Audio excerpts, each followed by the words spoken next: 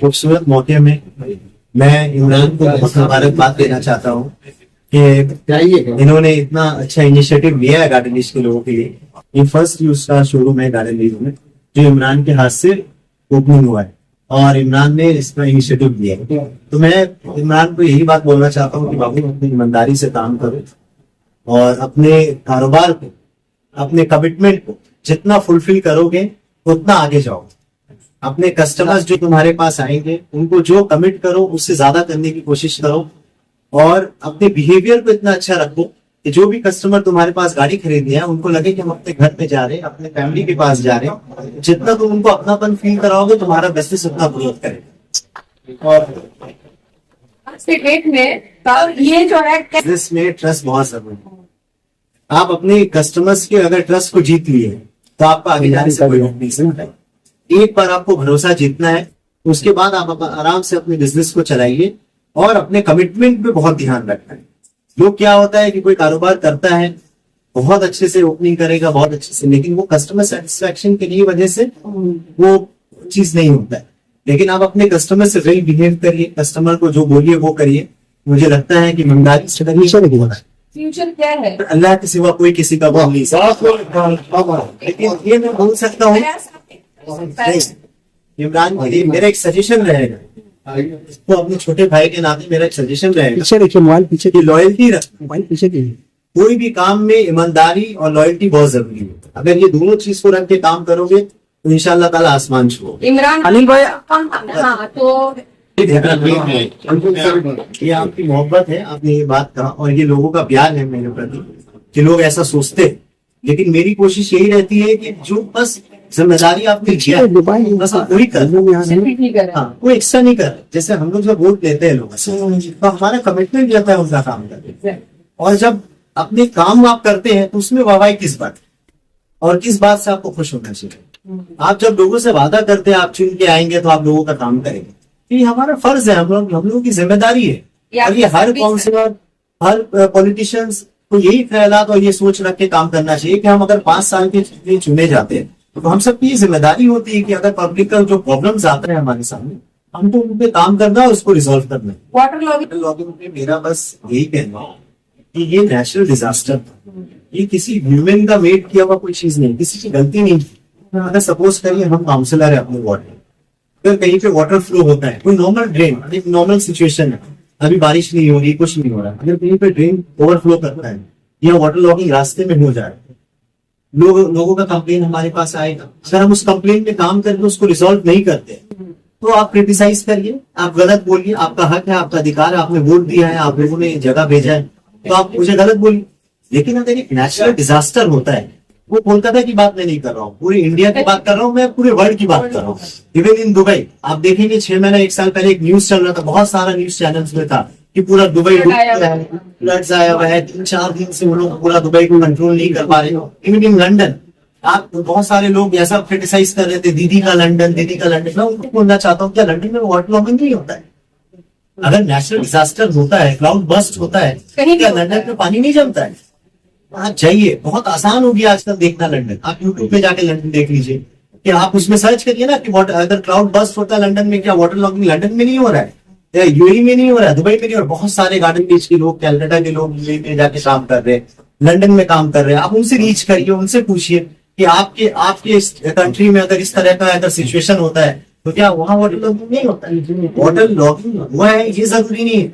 Water logging होने के बाद आपके जनप्रतिनिधि आपके साथ कितना खड़े थे, आपके लिए कितना काम किए हैं और कितना जल्दी इस वाटर लॉगिंग से ओवरकम कर कोलकाता जिस तरह से डूबा हुआ था, कोलकाता के लोग जिस तरह से समुद्र थे, वहां के लोगों को जो परेशानी का सामना करना पड़ रहा था, लोगों की बहुत नुकसान हुई है, बहुत लोगों की जिंदगी चली गई, बहुत लोगों का भारी नुकसान हुआ। फ्लोर में रहने वाले लोग बस्ती एरिया में इस तरह के उनका घर डूब गया, बहुत नुकसान का सामना करना पड़ा। मैंने बहुत सारे न्यूज चैनल्स में देखा आप लोग के माध्यम से कि गाड़ी डूबा हुआ है, बाइक्स डूबे हुए हैं, तो ये सब उनका माली नुकसान है। बहुत सारे मैंने ये भी देखा है कि लोगों की जिंदगी चली गई, बहुत सारे लोगों की जान चली गई इलेक्ट्रिकल शॉक की वजह से, बहुत नुकसान हुआ। ऐसे नुकसान के मौके में दूसरे पॉलिटिकल पार्टीज के जो लीडर थे उन्होंने सिर्फ कैलकाटा के रहने वाले नुकसान में जो जिनका हुआ है सफरर है उनका मजाक बनाने के अलावा उन्होंने कुछ भी नहीं।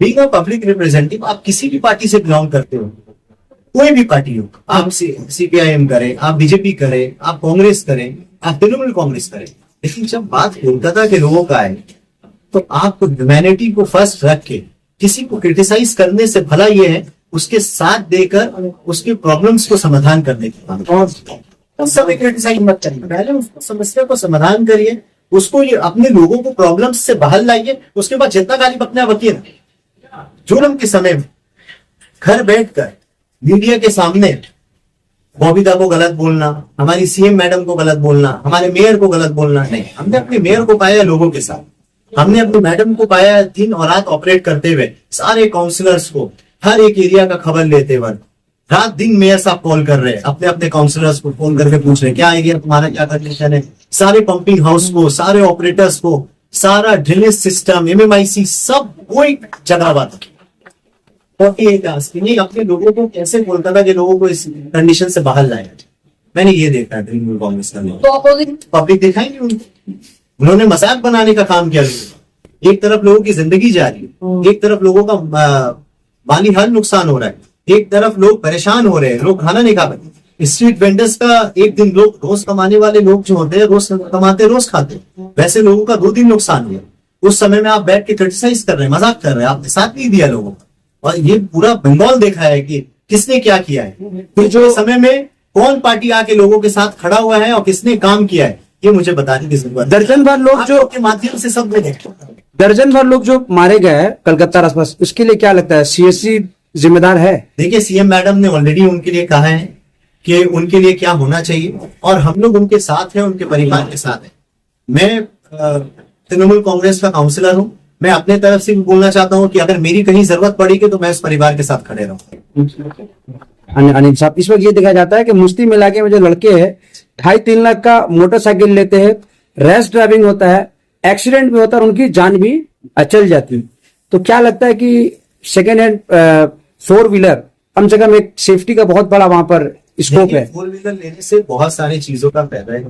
अगर आपके पॉकेट फ्रेंडली, अगर बजट फ्रेंडली में अगर आप कोई चीज आप अफोर्डेबल आप कर पाते हैं, तो आपको उससे क्या होता है, गाड़ी और बाइक में बहुत डिफरेंस है। आप बारिश से बच जाइएगा, धूप से बच जाइएगा, बहुत सारी चीजों से पूरी फैमिली एक साथ जा सकती है।